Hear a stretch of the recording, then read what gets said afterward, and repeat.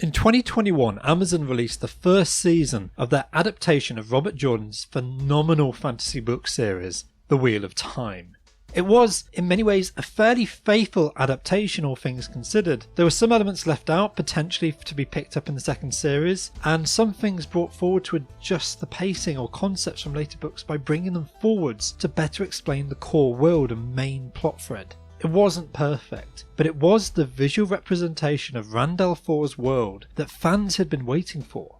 And around this time, Epic Games, one of the largest video game publishers and developers in the world, was showing off the new Unreal Engine 5, the latest iteration of the game engine that they manage and license to other developers to run their games upon. It wasn't perfect, but it did represent an impressive graphical upgrade on the previous version of the engine in the way that it handles light and atmosphere. However, both of these things have been done before. It was only after the Wheel of Time Series 1 had completed that I began to recall there had been a Wheel of Time video game back in the day. Furthermore, to my surprise when looking it up, I discovered that it had a strange and unreal connection to Epic Games in quite an unexpected way. But to understand that connection, I need to introduce Glenn Dahlgreen, who back in the late 90s was a member of Legend Entertainment, a video game developer who focused on interactive adventure games.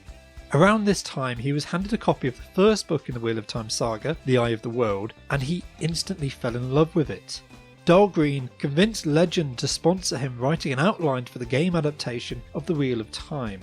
At the time, Legend Entertainment were part-owned by the book publishers Random House, who were quite excited about working with Robert Jordan, who was with their rival publisher Tor Books. They perhaps weren't quite aware that the marriage between Jordan and his publisher was quite strong, literally, as his editor at Tor was in fact his wife, Harriet McDougall, so he was very much unlikely to be going anywhere. Nevertheless, the company entered a bidding war for the rights to the franchise. This was the mid-1990s, the series was currently 5 books long, and there were very few successful adaptations of fantasy book series in an industry that was dominated by platformers and the burgeoning first-person shooter genre.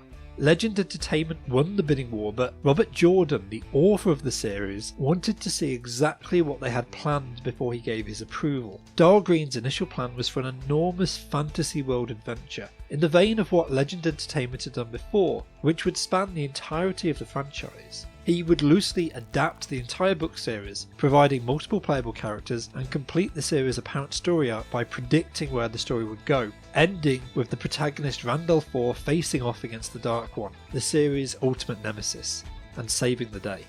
Robert Jordan was not impressed. He did not believe that what fans wanted was a direct adaptation of the books. He certainly did not want them to write the end of the series before he'd reached it himself. He was also not completely convinced about the nature of the adventure game format proposed.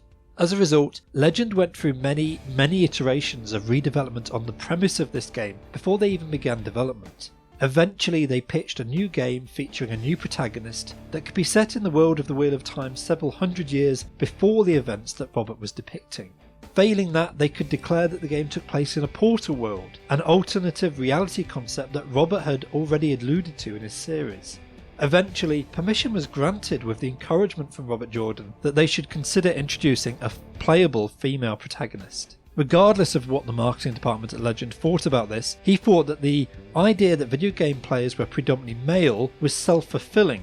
If games offered more for women to enjoy, then the audience would follow. During all of the discussion about what type of game they would make, the question of what engine it would run on was also underway. Following Jordan's comments, Dahlgreen began looking at moving away from the adventure game format towards the first-person adventure mould that would allow players to really immerse themselves in Jordan's world. He looked at the engines that ran both Doom and Quake, ID Software's groundbreaking systems from the beginning of the decade, but both appeared to be looking rather aged and creaking just a few years later. Worse, as Legend Entertainment had approached GT Interactive to publish the game, they were balking at the idea of licensing the software from their rival publishers. Fortunately, around 1996, he heard rumours of Tim Sweeney's new game engine for the upcoming game Unreal. Dahlgreen was given early access to the prototype, and they set about creating a demo level to show what the world would look like. In a meeting with Epic Games, Tim Sweeney was blown away by what they had produced, asking in disbelief if this really was his engine. A deal was struck, and Legend Entertainment became one of the first people to obtain a license to use the Unreal Engine, all the way back in 1996, 2 years before a single game would be released using it. Dahlgreen's team took the opportunity and set about creating the immersive world that Robert Jordan had originally envisaged, proposing a combination of large single-player campaign and a tournament multiplayer mode. However, the scope of what was proposed was in doubt. Legend Entertainment underwent several changes in ownership, meaning that the scope, scale and budget for this game inflated and deflated several times. Dahlgreen wrote a plot treatise for a new story starring the Hound, an agent of evil who would turn against his masters, linking him back to the dark and cursed city of Shadar Logoth. This then morphed into a dual adventure where they would depict 2 storylines, one of the Hound and one of an Aes Sedai fighting against him to track them down. However, when the budget was shrank again, it became apparent that the game might be skinned down to become a multiplayer combat mode only. Players would choose between various factions, pitching the female wizard Aes Sedai against the villainous Forsaken.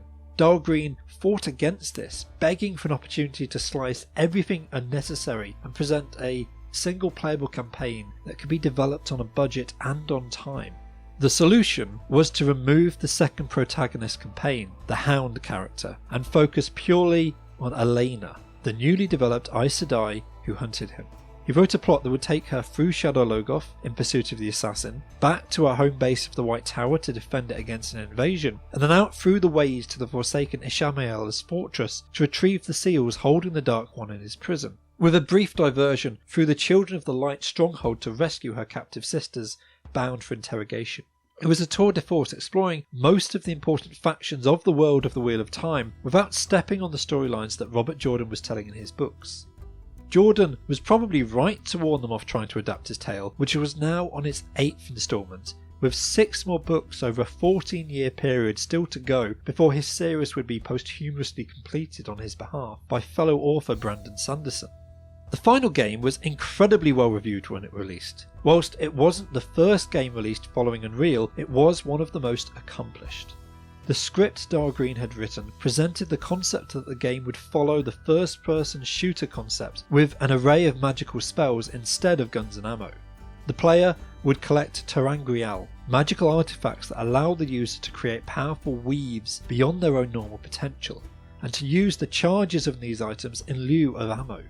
Technically, the concept of an Aes Sedai unable to channel without help is incompatible with Jordan's world, but beyond that one important detail, which is actually developed upon by a mid-game plot twist, the world is remarkably faithful to the Jordan's original. ter'angreal are fairly sparse throughout the game and enemies are bulky, threatening monstrosities who can take a lot of fireballs before they collapse. Even on easy mode, the player must play tactically, constantly retreating from enemies far stronger and heavier than them, whilst raining darts of magic fireballs or chain lightning on her enemies. Without accessing the console to cheat, this was a difficult game. The story is told in a full hour of fully voiced and animated cutscenes that top and tail each of the missions, an unheard of feat for 1999, with some world building through the level design which tried to make each location as realistic as possible. GT Software was so impressed with this game that they asked Legend Interactive to produce an expansion mission pack for Unreal, The Return to Nai-Pali, and then following that invited them to develop the de facto sequel, Unreal 2. Unfortunately, 1998 was the year that developer Valve released their own take on the first-person shooter franchise Half-Life, a masterclass in game storytelling that presented barely a single cutscene yet told a tale far more intricate and complex than what Dahlgreen's team had produced. What Legend Entertainment made was stunning in itself, but the link between narrative and gameplay, held back by the tight budget, was barely a scratch on what their competitors were doing. Worse, only a year later the Unreal Engine would power Iron Storm's Deus Ex, which fully integrated role-playing aspects and a complex storyline to become recognised as one of the most influential video games of all time. With all of these other games in the same genre surrounding it, the Wheel of Time video game was somewhat lost in the rush, and it may have been a critical success, but it struggled commercially, as did the follow-up game Unreal 2. Production of this game had completely shifted the design philosophy of Legend Entertainment towards the single-player first-person adventure genre, but GT games, now transitioning into Infogrames, saw far more potential in online multiplayer experiences such as Unreal Tournament. Legend Entertainment was closed down, and this strange experiment in book video game collaborations would be forgotten. It was almost a decade later when CD Projekt Red created the critically applauded, commercially successful adaptation of a fantasy book series in The Witcher. The Wheel of Time was voted in 2003 as one of the most unappreciated video game masterpieces of all time. However, the impact of the game cannot be understated. The development of this game played a large part in inspiring Epic Games to license out the Unreal game engine, offering support and collaboration to other studios working on it to make their games as strong as possible.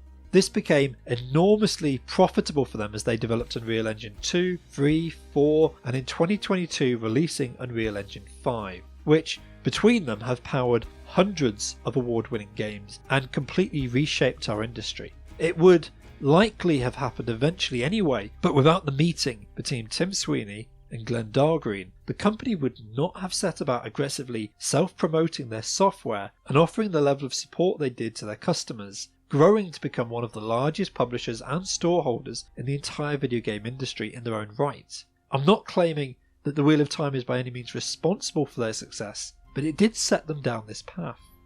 Robert Jordan passed away in 2007 with 11 books of his epic series complete, before his wife collated his notes and transcripts and all of the other plans and commissioned Brandon Sanderson to transform them into the final 3 volumes as close to the original plan as possible. As for Glenn Dahlgreen, when Legend Entertainment closed, he appears to have done some self-reflection and realised that ultimately his passion was storytelling, as he went on to become an award-winning young adult fantasy author in his own right.